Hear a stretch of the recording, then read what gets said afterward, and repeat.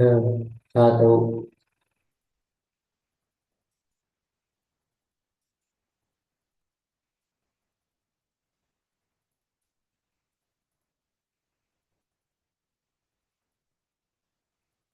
Assalamualaikum warahmatullahi wabarakatuh. Innal hamdalillahi nahmaduhu wa nasta'inuhu wa nastaghfiruh wa na'udzu billahi min shururi anfusina wa min sayyiati a'malina. May yahdihillahu fala mudilla lahu wa may yudlil fala hadiya lahu. Asyhadu an la ilaha illallah wahdahu la syarika lah wa asyhadu anna Muhammadan abduhu wa rasuluh. Qala Allah Ta'ala fi Qur'anil Karim. A'udzu billahi minasy syaithanir rajim. Bismillahirrahmanirrahim. Ya ayyuhallazina amanu taqullaha wa tanzur nafsun ma qaddamat lighad. Wattaqullaha innallaha khabirum bima ta'malun. Alhamdulillah, kita aturkan kehadirat Allah Subhanahu wa taala. Pagi hari ini kita diberikan nikmat iman, nikmat Islam, sehingga kita selalu istiqomah dalam mempelajari ayat-ayat Allah. Semoga kita selalu dilindungi oleh Allah, disayangi oleh Allah, dan jadikan kita menjadi manusia yang beriman, bertakwa sampai akhir hayat kita, seperti berimannya dan bertakwanya para nabi, para sahabat, dan orang-orang saleh yang telah teruji keimanan dan ketakwaan.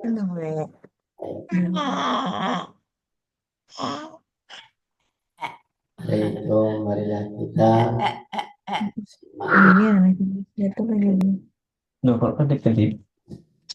yang berbunyi, Apa ini sih kedip-kedip? orang Yang bangkrut. ya, dalam sebuah hadis yang berbunyi, Allah Nabi Sallallahu Alaihi Wasallam, ada sana tahu benu Sa'idi wa ala benu Hujri. Abangnya lagi Ada sana Abang mana? abangnya lagi bahwa benu Ja'far an Alai an Abihi an Abi Hurairah anna Rasulullah sallallahu alaihi wasallam qala Saya tahu namanya tuh Susu. atadruna mal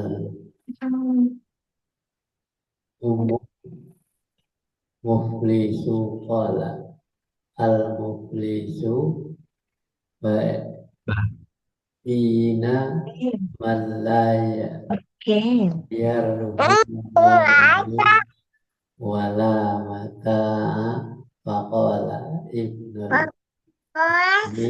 bin ummati ya'ti yaumal qiyamah panggil abang Cai. bisolati wasyami wazakati wayati wasatamma hadya wa qadzara hazan wa akala malam ada wasafaka dama ada wadaraba haza fayuq haza min hasanatihi wa haza min hasanatihi wa in kan wa in faniyatu hasanatahu qabla an yubda ma'alaihi akiz min fatayahu fatara hadas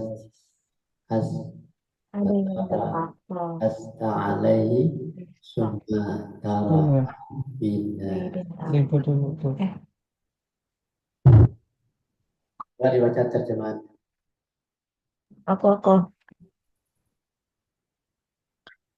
Kut Kutaibah bin Sa'id dan Ali bin Hujr menceritakan kepada kami, keduanya berkata, Ismail Ismail dia adalah Ibnu Ja'far menceritakan kepada kami dari Al-A'la dari ayahnya dari Abu Hurairah radhiyallahu anhu bahwa Rasulullah SAW bertanya, tahukah kalian siapakah orang yang bangkrut itu?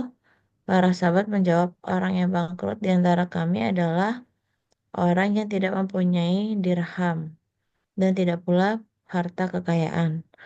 Rasulullah pun menjelaskan, sesungguhnya orang yang bangkrut dari kalangan umatku adalah orang yang datang di hari kiamat nanti dengan pahala amalan salat, puasa, dan zakat. Namun ia selalu mencaci maki, menuduh, memakan harta, menumpahkan darah, serta memukul orang lain.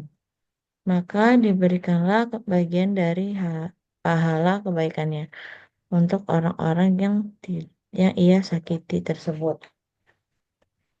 Apabila pahala kebaikan miliknya telah habis sebelum terpenuhinya pembalasan atas perbuatan zalimnya, diambillah dari dosa-dosa mereka. Kemudian dialihkan kepadanya, lantas ia pun dilemparkan ke dalam neraka. Ya, ini hadis ini ya diriwayatkan oleh Utaibah bin Sa'id dan Ali bin Hajar menceritakan kepada kami, kedua orang itu berkata, Ismail dan dia adalah Ibnu Ja'far menceritakan kepada kami dari Al-A'la, dari ayahnya dan dari Abu Hurairah radhiyallahu anhu, bahwa Rasulullah Shallallahu Alaihi Wasallam bertanya, apa pertanyaannya? Tahukah kalian siapa orang yang bangkrut itu? Nah, orang yang bangkrut ini tanya. Para sahabat menjawab, orang yang bangkrut di antara kami adalah orang yang tidak mempunyai dirham dan tidak pula harta kekayaan. Nah, tidak mempunyai uang dan tidak punya harta kekayaan. Rasulullah pun menjelaskan, sesungguhnya orang yang bangkrut itu dari kalangan umatku adalah orang yang datang di hari kiamat nanti dengan pahala amalan sholat, amalan puasa, amalan zakat. Namun ia selalu mencaci maki, menuduh dan memakan harta dan menumpahkan darah serta memukul orang lain. Maka itulah orang-orang yang bangkrut nanti. Ya kan, dia datang dengan puasanya, dengan sholatnya, dengan zakatnya. Kemudian dia selalu mencaci maki dan menuduh dan memakan harta dan menumpahkan darah dan memukul orang lain. Itu pekerjaan yang salah ya. Jadi di antara perbuatan baiknya ada perbuatan buruk yang dilakukannya. Maka diberikan dengan di bagian dari pahalanya, kebaikannya itu untuk orang yang ia sakiti tersebut. Nah, orang yang dia dari pahala-pahala mereka yang tidak dapat itu diberikan kepada orang yang disakitinya. Apabila pahala kebaikannya miliknya telah habis sebelum terpenuhinya pembalasan atas perbuatan zalimnya, nah, diambillah dari dosa-dosa mereka kemudian dialihkan kepadanya. Lantas ia pun dilemparkan ke dalam neraka. Nah, inilah dampak dari orang yang bangkrut itu sendiri. Jadi puasa, zakat, ibadah haji kita, kalau kita melakukan hal-hal yang buruk untuk orang lain, yang merugikan orang lain, mencelakakan orang lain, merusak orang lain, itu akan habis untuk membayarnya. Kemudian ditambahkan lagi dengan dosa-dosa orang yang disakiti, orang yang dizalimi itu. Kemudian baru dia dilemparkan ke dalam neraka. Ini yang bangkrut. Nah, jadi bangkrut itu bukan berarti orang yang miskin di dunia, tapi miskin untuk di kampung akhirat. Kita lanjut.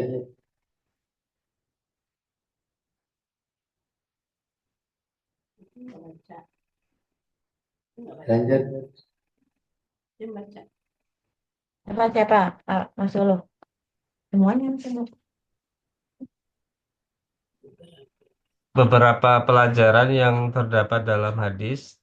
Yang pertama, orang yang tidak punya harta atau hartanya habis karena hutang bukanlah bangkrut secara hakikat, karena bangkrut di dunia dan hilang dengan sendirinya jika ia wafat, atau jika ia diberi kemudahan rizki oleh Allah Ta'ala yang membuat kesulitannya terangkat. Bangkrut secara hakikat adalah berkurangnya sedikit demi sedikit dari pahala-pahala kebaikan seseorang yang ia kerjakan semasa hidupnya, baik itu amalan-amalan solehnya seperti sholat, puasa, zakat, ataupun perbuatan-perbuatan baik hasil muamalahnya. Pahala-pahala tersebut diberikan kepada orang-orang yang pernah ia sakiti, ia tuduh dengan tanpa hak, caci caci maki, ia tumpahkan darahnya hingga ia pun menzoliminya.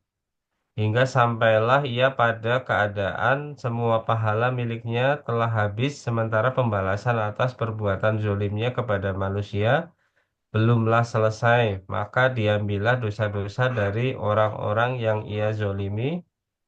Kemudian dosa-dosa tersebut ditimpakan kepadanya dan dilemparkanlah ia ke dalam api neraka. Sempurnalah ia menjadi orang yang binasa, merugi dan juga bangkrut. Nah, ini. Jadi ini ya pelajaran. Jadi pelajaran, kalau kita tidak mempelajari hadis ini, kita tidak tahu bagaimana orang yang bangkrut itu di dalam hadis. Nah, kapan kita mempelajari hadis ini kalau kita tidak adakan pengajian, tidak adakan kajian-kajian seperti pagi hari ini?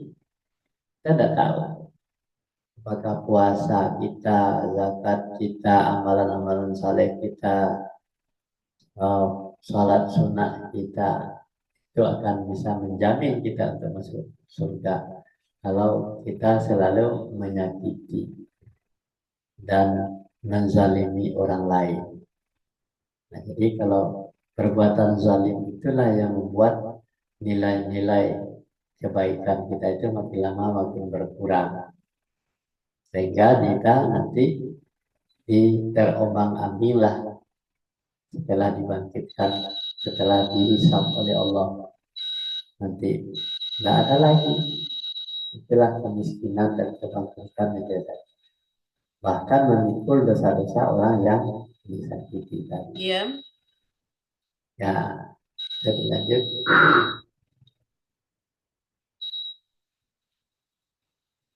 Sudah. Selanjut. Itu. Nenek.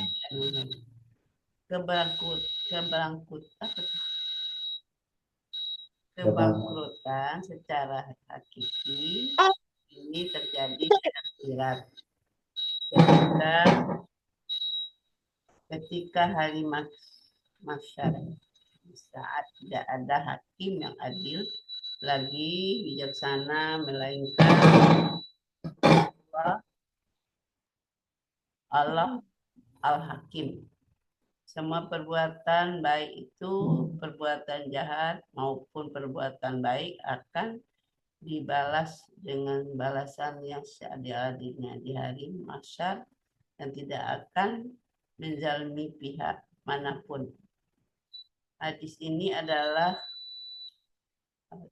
kabar akan maha adilnya Allah Subhanahu wa Ta'ala kepada hamba-hambanya. Di antara hakim, hikmahnya adalah orang-orang yang senantiasa dizalimi ketika di dunia akan merasakan karunia-Nya di akhirat nanti. Oleh karena itu, selayaknya ia bersabar akan keadaan yang dia alami dengan tetap berdoa kepada Allah, memohon kebaikan dunia dan akhirat serta kesabaran yang tetap. Ya, kebangkrutan secara hakiki ini terjadi di akhirat. Ya, di akhirat. Ketika hari masa saat pada masa itu tidak ada hakim yang adil lagi dan bijaksana, melainkan hanya Allah yang menjadi hakim. Di akhirat itu semua perbuatan baik itu, perbuatan jahat maupun perbuatan baik akan dibalas dengan balasan yang seadil-adilnya di hari mahsyar dan tidak akan menzalimi pihak manapun. Jadi tidak ada lagi yang akan zaliman. Ini akan dibayar. Hadis ini adalah kabar akan maha adilnya Allah Subhanahu wa ta'ala kepada hamba-hambanya. Di antara hikmahnya adalah orang yang senantiasa dizalimi ketika di dunia akan merasakan karunia-Nya di akhirat nanti. Jadi orang yang mati syahid, orang yang mati dibunuh, orang yang mati disiksa, itu dia akan mendapatkan karunia di akhirat nanti. Oleh karena itu, selayaknya ia bersabar akan keadaan yang ia alami dengan tetap berdoa kepada Allah. Ya, mohon kebaikan dunia dan akhirat serta kesabaran yang tetap. Nah, perbuatan zalim adalah salah satu bagian dari dosa-dosa besar. Lanjut. Nyanan mana? Nyanan tak ada nongol. Mana nih? Tahu? Baca.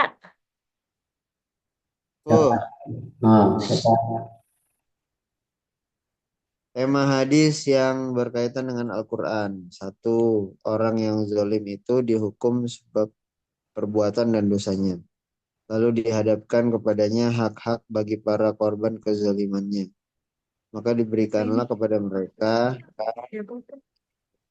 orang-orang yang ia zalim tersebut dari pahala-pahala kebaikan si pelaku kezaliman.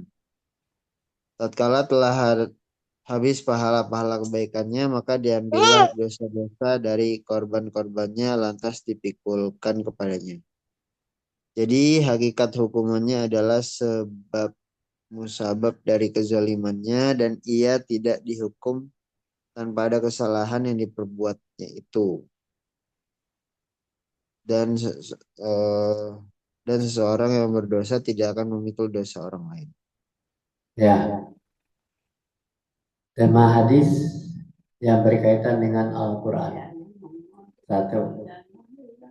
Orang yang zalim itu dihukum sebab perbuatan dan dosanya. Lalu dihadapkan kepadanya hak-hak bagi para korban kezalimannya. Maka diberikanlah kepada mereka orang-orang yang ia zalimi tersebut dari pahala-pahala kebaikan si pelaku kezaliman. Nah, jadi orang yang zalim itu ada juga berbuat baik. Ya kan? Kebaikan-kebaikannya itu habis diambil oleh orang yang dizalimi. Tatkala dia telah habis pahala-pahala kebaikannya, maka diambillah dosa-dosa dari korban-korbannya lantas dipikulkan kepadanya. Nah, jadi hakikat hukumannya ialah sebab musabab dari kezalimannya. Ia tidak dihukum tanpa ada kesalahan yang diperbuatnya itu. Wala tazaru wazaratu wizra ukhra, ya kan? Dan seorang yang berdosa tidak akan memikul dosa orang lain. Nah, jadi dosa orang yang berdosa tidak bisa memikul dosa orang lain. Orang yang berdosa tidak bisa memikul orang lain. Nah, jadi ini permasalahan yang kita lanjut. Anan, baca Anan. Oh. Hanan baca. Iya dong. Gatal ya. Baca dong. Ini nyamuk. Kita apa? Matanya merah banget itu. Begadang apa nih? Nan tuh.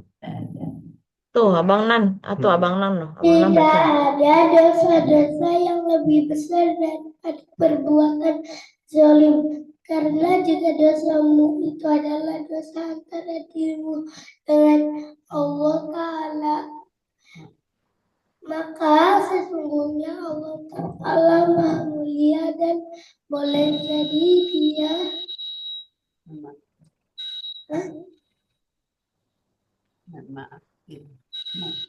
memaafkanmu. Namun apabila dosa itu adalah dosa antara dengan para pak, ya masuk Betul. Abang Nan. dosa antara dirimu dengan para hamba, antara dirimu dengan para hamba, maka tidak ada celah bagi orang bebas kecuali dengan ketahuan. Oleh karenanya dianjurkan bagi orang yang membuat taubat. agar bertaubat dari perbuatan zalimnya dan meminta maaf terhadap orang yang zalim Yang dizalimi Orang yang dizalimi di dunia. orang yang dizalimi di dunia jika ternyata dia tidak mampu melakukannya, maka ia harus beristighfar dan berdoa untuknya agar orang-orang di dunia tersebut telah memaafkan perbuatannya.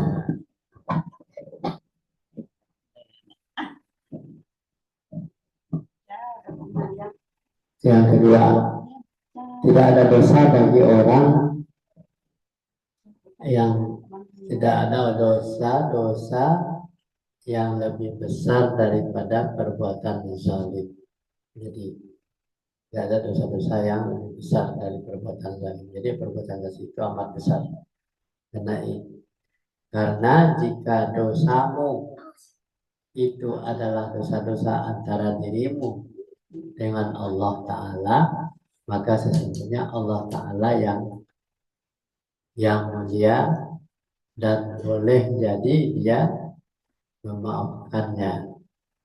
Namun apabila dosa itu adalah dosa antara dirimu dan para hamba, maka tidak ada celah bagimu untuk bebas kecuali dengan ridha lawan. Nah ini, kalau dengan Allah mudah memaafkan. Boleh jadi Allah memaafkan. Tetapi kepada manusia kita berdosa, ya, maka tidak ada celah bagimu untuk bebas kecuali dengan ridha lawan. Nah, jadi kita bebas dari dosa kena ridha.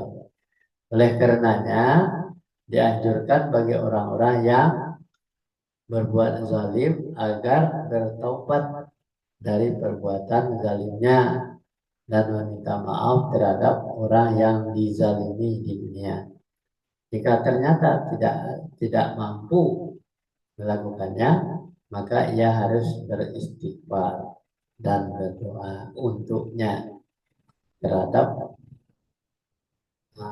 berharap agar orang yang dizaliminya tersebut telah memaafkan perbuatan. Jadi itulah gunanya kita beristighfar dan berdoa itu kalau orang yang dizalimi tadi tidak memaafkan.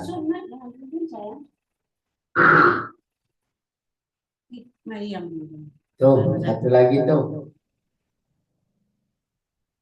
Oh, Ya, dan siapakah yang lebih zalim daripada orang yang membuat-buat dusta terhadap Allah? Mereka itu akan dihadapkan kepada Tuhan mereka, dan para saksi akan berkata, orang-orang inilah yang telah berdosa kepada Tuhan mereka. Ingatlah kutukan Allah ditimpakan atas orang-orang yang zalim. Demikian, semoga bermanfaat. Amin. ya.